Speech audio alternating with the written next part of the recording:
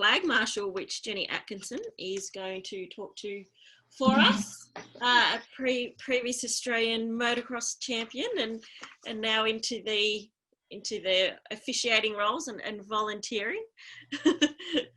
So Jenny, tell us a bit about your background, your motorsport background. Okay, so obviously started as a competitor, and I always loved racing, and I loved obviously that competitive spirit, you know, getting to the pinnacle of, you know, your A grade or, you know, your senior sponsorship and all that sort of stuff. And I was always very determined and competitive in that field, to then not having a bike, having a family, doing a business, and then always really missing the competitiveness, you know, missing being at the track. So I went out obviously one day and said, well, what can I do? I had no idea about any roles, even though my mother and stepfather were very involved with the actual organisation. You know, mum was always secretary of the club, and, you know, that we raced at, and they were very involved in getting actually what was called mini bike racing, then licensed so that we could actually race. So everyone now that is in motorbikes or in dirt track that races and just assumes that it was always the case. It actually wasn't. It was actually illegal.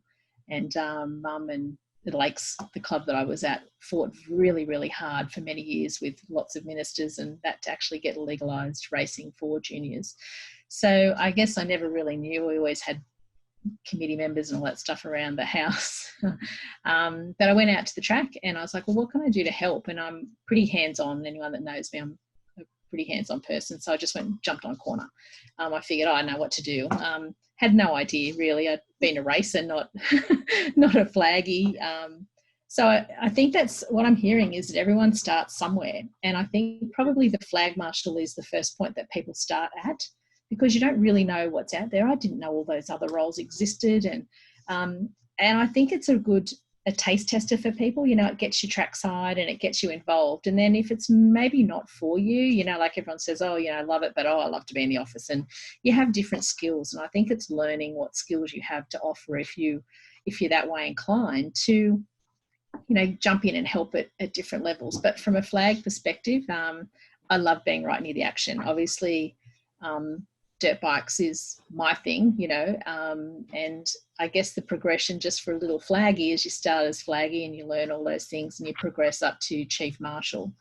So obviously still working on all of those credentials and, you know, just working my way through all of those different steps to get to that sort of, as just said, you know, you want to sort of get to the top of that and then see where that takes you. So tell us about the role of being a flag marshal. What does the day look like for a flaggy? Okay, well, I guess everyone's saying the same thing. You know, you do have to be there early. You're allocated a thing. I think the best thing for a flaggy is don't go with any preconceived notions of what you're going to be doing, and just go to be happy to be at a track. Just go there with a really good attitude and just be happy, because if you go with some predetermined thing like, oh, I don't like that corner, I hope I'm not going to be there, it's like Murphy's Law, you know, and then you just have that, not a bad attitude, but you just hate to be there. And I think the biggest thing is a flaggy's job is a long day, just like everyone else, and you actually are exposed to everything, whether it's rain, hail, snow, sleet, you know, you're out there. So I think to have the attitude of being able to just accept where you're put, because obviously, you know, there's other people that are involved that don't know that you don't like 4 left, you only want to go on 8 right. You know, everyone's just trying to do a little job. So, you know, obviously flagging, well, I'll just talk about obviously dirt bikes. I mean, I know you're all cars and I have done cars, and that's a whole different event. So I think each genre gives you something different. But for dirt bikes, for example, you know, you're a bit of everything. We don't have all these different teams that you have at car level. So when you're a flaggy at dirt, you are the flaggy, you are the first aider, you are the pickup person, you're the push person, you're the first person, you're Johnny on the spot. So it's just bringing a lot of different skills to the table, and it's just basically common sense, you know. And I think it's more you know, you do get a little community on the corner because you're there all day, just like everyone else in their little office. You get to work with those people and you get to know what they're like, and each person's different and each personality is different. So it's just learning to get along and making the best of the day that you've got. So in terms of skills, do people need any specific skills to be a flaggy? Look, I don't think common sense is a skill, but clearly I think we've all been proved that somehow is a skill. But look, I don't think so. I think just a good attitude. I think just come along. I think just showing up and saying, I'm here, what can I do to help, is the best thing. As I said, flaggies are normally, it's the jump off position to all these other great roles that you can see. But you've got to start somewhere and understand each person's role, so that you appreciate the different, controls that there are. I mean, obviously knowing, it is on the job training, they'll always put you with someone more experienced. And I think there's always that nervous energy for the first time that you're put onto a corner, like, oh, am I going to be able to do it? Sure, you're going to be able to do it. I mean, even I went to to the WSBK in Phillip Island, and when I got there I was like, wow, this is so professional, and it's not what I'm used to. It's just a real eye-opener. But on the same level, it's still people doing, you're holding a flag, you're looking out for people, you're looking out for each other, and I just think it's a good community to start with. Yeah, definitely. All right, has anyone got any questions for Jenny? Has many people here not been a flaggy? One question. Can I just say something to Jenny? Sure. I'd like to congratulate her on taking on that role. We cannot run events without flag marshals, and I find it's the hardest position to fill, to get volunteers, and it's great to see you enjoying it so much. I think you're a great advertisement. Thank you. Well, things are slightly changing because without a flaggy, and even though we're the bottom of the rung, so to speak, there is a lot of push movement towards now having people pay a small entry fee to actually compensate some marshals in some monetary, even though it's only minor. It does help you at least get your gear or pack you, buy you an extra jacket or something to help prepare. And it is starting to come through with bikes a little bit. Not that it's expected. It's certainly no volunteer comes along expecting anything, but I'll tell you, it's a nice, pleasant surprise at the end of the day. If someone says thanks, we all put in, not that it's a hat, some of them are making it, if they don't have someone that they can put on a corner, like especially at club level, if you've got, say, a father and a son and they're a minor, it's better for the dad to be in the pit. He can't be on a corner while he's trying to, help their son or daughter get on the track. So they can pay a small fee, and that goes towards that little pool that might get divvied up for the volunteers at the end of the day, so that, so that we are seeing a slight wave for that, because without a person on every corner, they can't run. Yeah, definitely. And at, the club level, and that grassroots level, it is definitely always the hardest positions to fill, and that's a lot, that's the hardest working, making sure that we have enough flag marshals to run those events. And it is hard to recruit people too, Yeah, definitely. Everyone wants to do, the supercars and the Formula One, and there's always an abundance of flaggies for those events. But at the, the grassroots and the club level, it's definitely the hardest, the hardest role to fill. Yeah. And that's sort of working your way up to Chief Marshal, understanding those needs too, is it helps you be better Chief Marshal as well, because you know what it's like to be on the corner for 8 hours in your freezing, or, or to try and get round, and what can we do to make this a better experience? We'll take hot drinks, we'll do, you just try and get strategies, and it's all about customer service. I just treat the flag people as, as my customers. What can I do to make my customer happy? Not, it's just another person, it doesn't matter. And I think it's just a different mindset.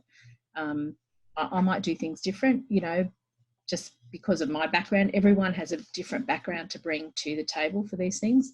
So that's just the attitude I go in with. What can I do to make it better for you? How can we get this to be a good experience for you?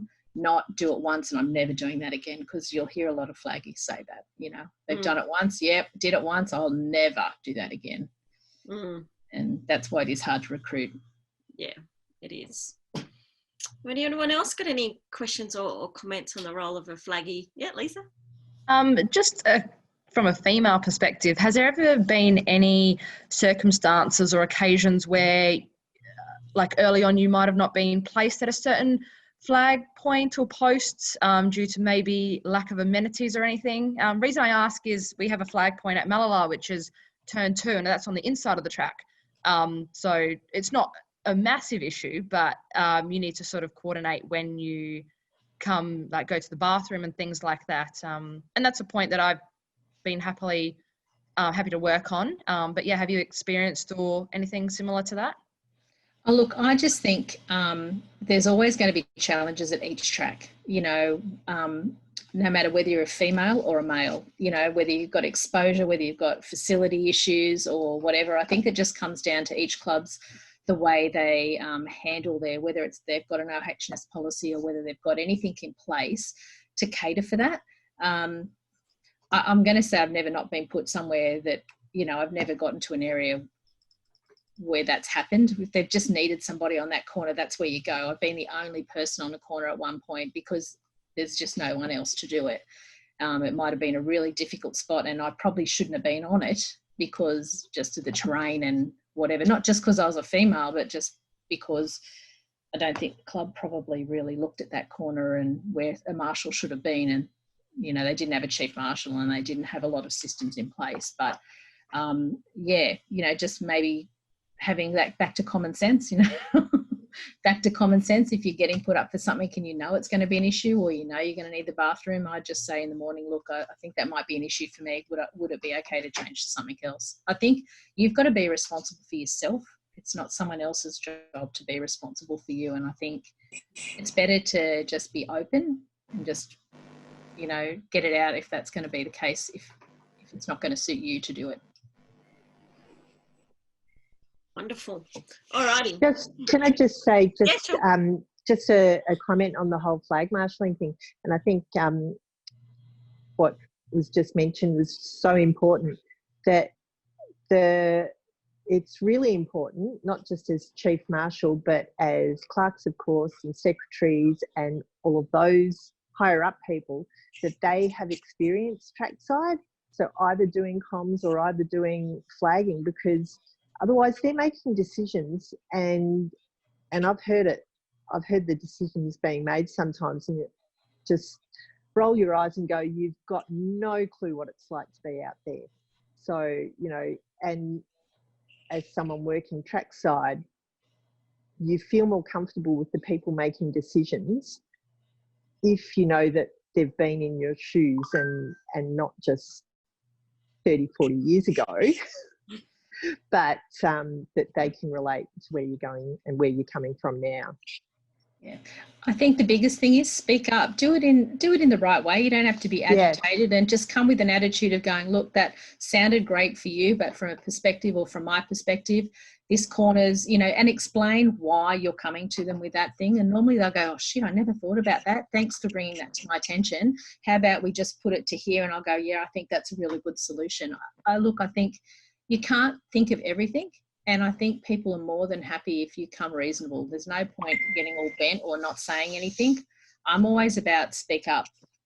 That's it exactly. And too many times people, not just girls, but people in general, will walk away from the sport rather than speak up and say, I wasn't really comfortable with who you put me with or with this or with that. And yeah, we need to make sure that our new people in particular, who are so precious, come back, that they come back. Yeah, for sure. Well, it's great that Jenny is one of our mentors in our officials mentoring network. So if anyone would like any assistance, again, please feel free to join as a mentee, and we've got some great mentors there that are ready to help everyone.